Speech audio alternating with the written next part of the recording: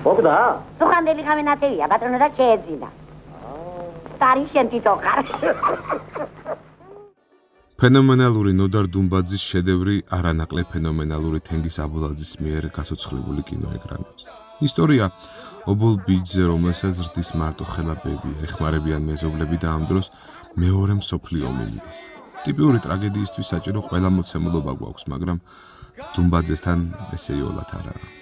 ციცილით მოყოლილი ტრაგედია, ხუმრობებში ჩამალული ცხოვრებისეული ფილოსოფია, ისტორიები მნიშვნელოვანზე, ადამიანის ერთმანეთზე ზრუნვაზე, ურთიერთობებზე, გვერდში დგომის აუცილებლობაზე, უანგარო სიყვარულზე.